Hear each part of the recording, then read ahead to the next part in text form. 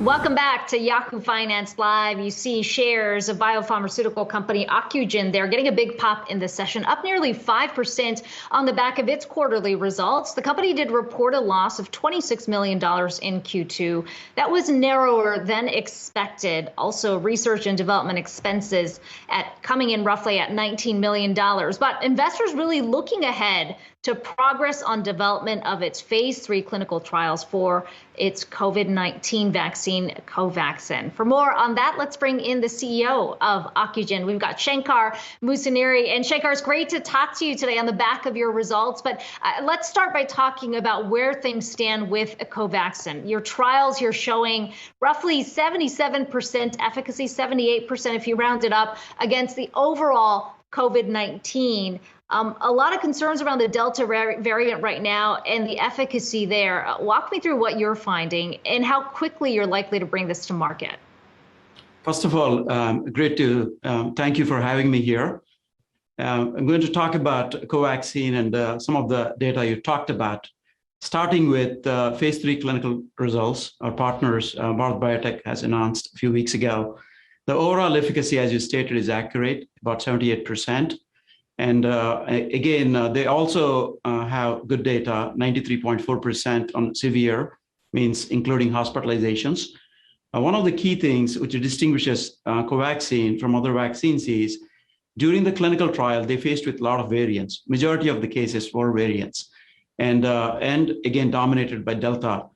And so the efficacy from this clinical trial, only vaccine with a controlled phase 3 clinical trial, the efficacy is 64.2%.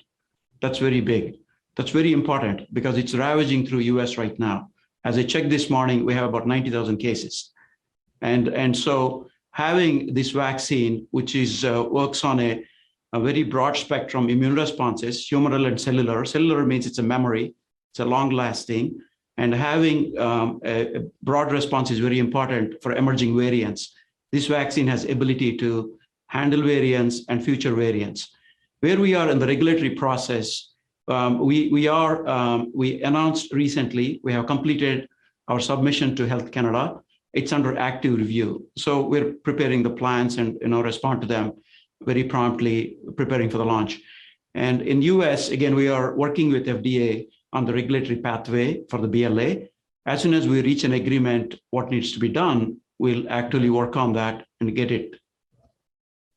Yeah, how do you see, I mean, when we talk about other countries, right, obviously Moderna and Pfizer have had a pretty big head start in terms of working with things here in the US, but when you look at the rollout plan for what you guys have to offer, what does that look like in terms of leading countries to kind of focus in on? Again, I can't talk about other countries because we have licenses in North America, US and Canada. That's what our focus is going to be. And we also have, announced manufacturing tie-up with the CMO in the US. We have initiated technology transfer to Jubilant, and that's ongoing. So we can only, talk about US and Canada.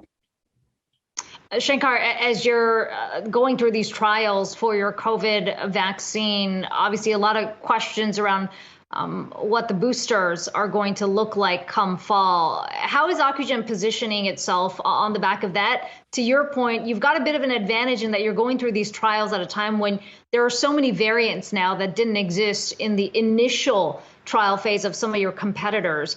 How are you viewing the opportunities in the booster market? I think the booster market is very key. There are significant opportunities there. Once again, when you look at any vaccine, this variant, emerging variants are continue to come, right? And so one of the things you have to focus on is, as I mentioned before, humoral and cellular responses, T-cell responses to the vaccine. And the Covaxin is built on a whole virus with adjuvant, which actually was co-developed in collaboration with NIAID.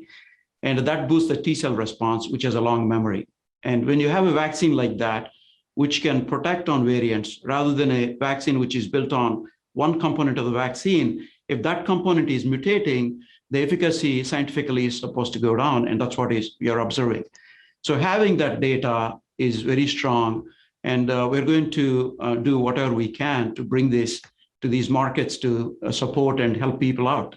And having a booster is an opportunity. Second, and most important thing we should not forget is kids under 12. We don't have any vaccines right now. And this is ravaging through. That's also a very important component. Our partners are completing the clinical trials in children and 2+ age group. That data will be available in the near future. And that will be a very important milestone too. And once again, the Delta variant and future emerging variants, and it's good to have options in your toolkit in the US in a differentiated vaccines. And people, we have a lot of vaccine hesitancy in this country. And that's also causing rapid spread of the disease. And some of those vaccine hesitancy folks, they may be not comfortable with the new technology or side effects. And providing an option with a vaccine like ours, which is built on a traditional platform like a polio vaccine, they can correlate, and providing a solid safety and efficacy. And safety is similar to placebo, and efficacy on Delta variant, neutralization effect on other variants. I think that's going to position it well. And we do want to bring this. That's the reason. So it can really contribute significantly to the public health. Shankar Musunuri, the CEO of Ocugen, good to have you join us today. Appreciate the time.